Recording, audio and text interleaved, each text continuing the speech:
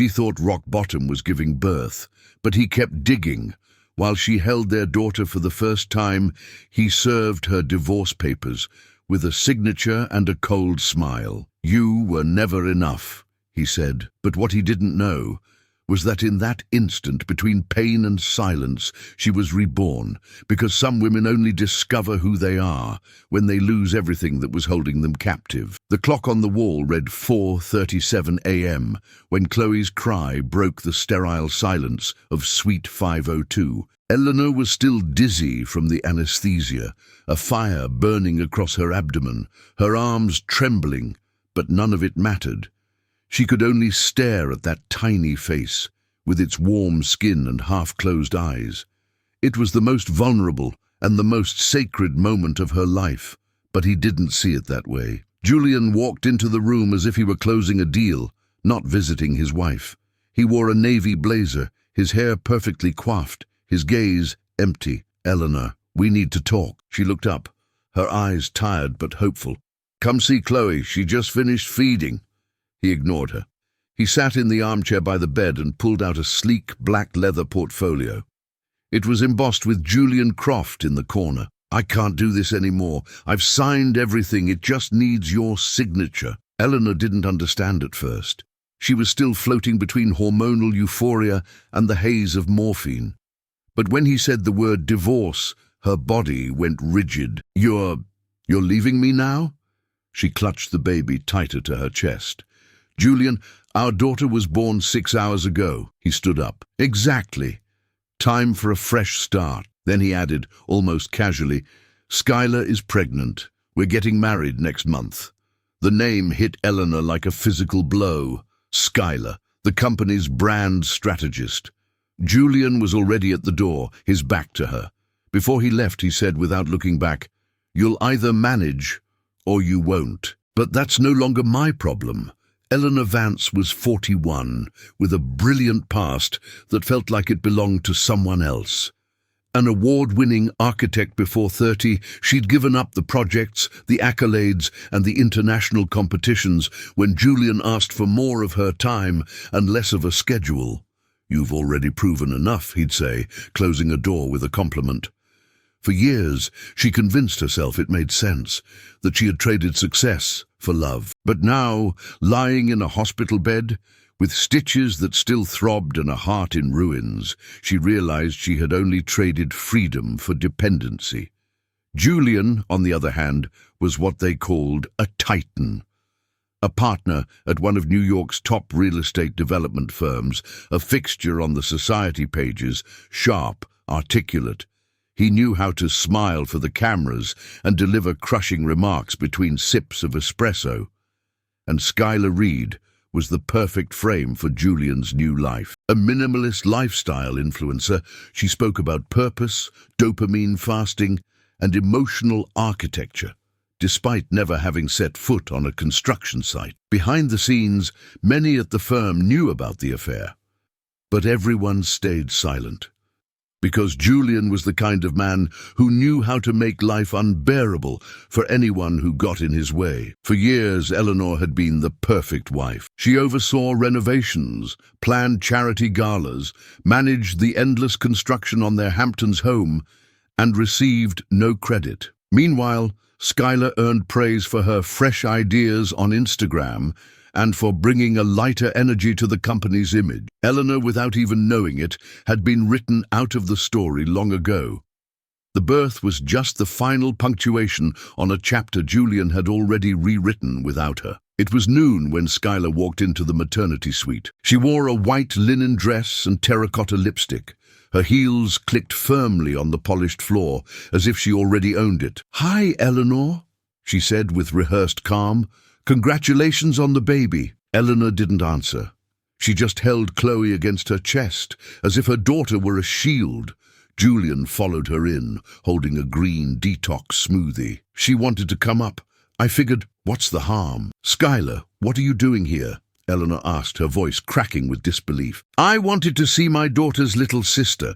We're going to name her Aura." Skylar stroked her 3-month baby bump with performative tenderness.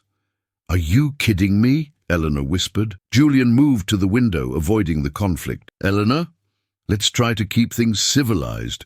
You're both mothers now. There's no need for drama. You left me the day I gave birth, Julian. You brought your mistress here less than 24 hours after our daughter was born. And you're asking me to be calm. Skylar sat down in the armchair. Look, Eleanor, we get that this is hard, but love, it just happens. The word love tasted like poison. It was then that Eleanor realized they weren't sorry or even embarrassed. They were just making sure she understood her new place. Julian left an envelope on the table before they walked out. $1,000 a month in child support. And you have 2 months to vacate the apartment. Eleanor didn't cry. But deep inside her, something woke up. 2 days after being discharged, Eleanor stood in front of the Upper East Side building she had called home for 8 years. The doorman who used to greet her with flowers on her birthday now looked at her with pity. Good afternoon, Mrs. Vance. Mr. Croft said you'd be coming by to pick up a few things. She just nodded. She went up with Chloe in her arms and a hollow feeling in her chest. The apartment was no longer hers. The family photos were gone. The paintings she had so carefully chosen, replaced with minimalist prints and dried grasses in vases. In the walk-in closet, half the clothes had vanished. The other half were packed in black suitcases with a tag that simply read, Eleanor. In the kitchen, Skylar was smiling while arranging glass jars. Hope you don't mind. I already had the air filters changed. Chloe will need a healthy environment, right? Eleanor took a deep breath. That was supposed to be Chloe's room, she said, pointing to her old home office, now filled with boxes. That's going to be Aura's nursery. But don't worry, we'll figure out a space for Chloe somewhere else. You have no right to throw me out like this. Skylar stepped closer, her voice soft and condescending. Julian said you have nowhere to go, so, a word of advice, sign the papers, take the $1,000 a month, and start over. Eleanor felt her throat tighten. She had a 2-day-old daughter, a fresh C-section scar, and a shattered heart. But in that moment she didn't cry. She walked out with the baby in her arms, got into a cab, and gave a single address, 317 Willow Street, Brooklyn. It was the home of Maya, her best friend from college, the one Julian had slowly pushed her away from. The door opened into a warm, silent hug. You're in pieces, Maya said. Yes, but I'm still standing. The first month was a dark blur. Eleanor would wake up on the sofa bed in Maya's living room to the sound of her daughter crying, her own head heavy with doubt. The C-section scar still ached, but not as much as the words Julian had left behind. You were never enough. They echoed like a poisonous whisper. Maya, with her steady voice and freshly brewed coffee, began to stitch together small moments of dignity. Eleanor, you're still an architect. You just forgot for a while. She was the one who brought her the offer, like someone testing a spark. I have a client in Park Slope who wants to renovate an old brownstone. It's a small job, but she needs someone who understands structure and natural light. Just go talk to her. Eleanor hesitated. She had no professional clothes, no updated resume, no self-esteem. But she went. With the baby in a sling and exhaustion in her eyes, she spoke with quiet confidence about support beams, cross-ventilation, and reclaimed brick. The client listened, smiled, and said, "When can you start?" That night, Eleanor didn't sleep. She sketched at the dining room table with a pencil borrowed from Maya's daughter. The lines were still steady. Her mind still knew the way. Without anyone noticing, she began to rebuild. One project here, another there, small, discreet, but paid with respect. While Skylar posted videos of her pregnancy in glass mansions, Eleanor worked in the quiet of coffee shops, listening to architecture podcasts and restoring dignity to forgotten spaces. No one knew it, but she was coming back, not with a scandal, with consistency. And when a former client from her past life saw her sketches on Maya's Instagram, he called her for a bigger project, the structural redesign of a commercial building in the meatpacking district. It was a leap, the kind that required courage and well-channeled anger. Eleanor accepted. At the presentation, after laying out her initial proposal, a board member said, Your name sounds familiar. She just smiled, perhaps from the past, but today, I'm someone else. It was a humid November afternoon when Eleanor walked into the lobby of a convention center in Midtown. The event was an exclusive summit for investors and developers, and she, for the first time in years, was circulating among the names who had once applauded Julian. But this time, she wasn't an accessory.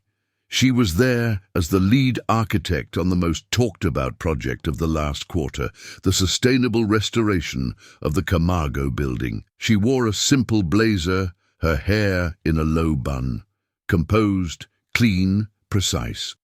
She was talking with a group of engineers when she heard the voice. "Eleanor?" She turned slowly. Julian was standing there, the same rehearsed smile, but with dark circles under his eyes that didn't match his usual posture.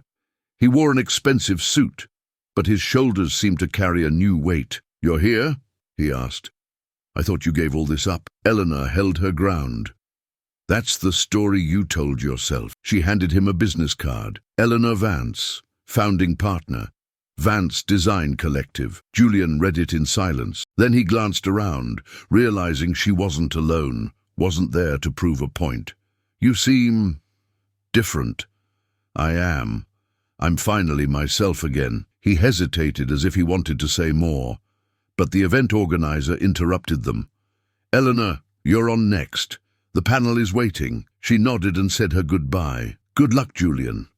Or rather, I hope you can adapt. The world has changed." He just stood there holding the small card in his hand. For the first time, he couldn't reduce her to a domestic memory.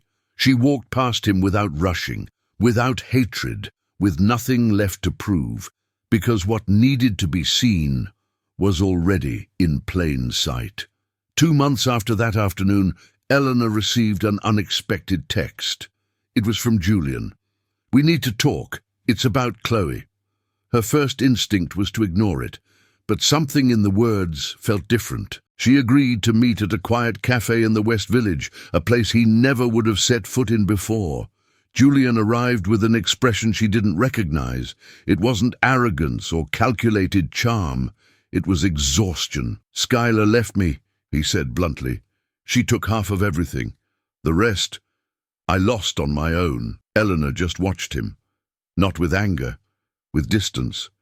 "You always told me I couldn't make it on my own, that I depended on you just to exist." She paused, her voice steady. "And look where we are now." Julian looked down. "I was wrong about you, and about Chloe. I want her to grow up knowing that her father tried to be a better man." Eleanor took a deep breath. "Julian, you're going to have to earn that place in her life, not with speeches, with presence, with honesty." He nodded. "And you? Is there any chance you can forgive me?" She thought for a moment, but didn't hesitate. "No, not for what you did, but I don't hate you either." He looked both relieved and devastated. Eleanor stood up, grabbing her bag. "You left me when I was on the floor, believing it was the end, but you accidentally did the opposite. You gave me a beginning." And before walking away, she looked at him one last time. "Thank you for abandoning me, Julian. It was how I found my way back to myself." Some losses arrive disguised as tragedy, but are, in fact, a rescue. Eleanor didn't succeed to prove a point to anyone. She succeeded because for the first time, she stopped believing she had to be small to be loved. Julian was just a reflection of what she thought she deserved when she didn't yet know her own worth. And Skylar, she was just the mirror that showed how cruel the world can be to women who pause their own lives to support someone else's. But time has neither pity nor haste. And when Eleanor finally turned the key, she discovered she still knew how to build. Not just buildings, but a new identity. Because in the end, what defines a person's strength is not what they lost, but what they refused to accept as their fate. Eleanor didn't rebuild her life for revenge. She rebuilt it because she understood she no longer needed permission to exist. And perhaps that is the greatest justice of all.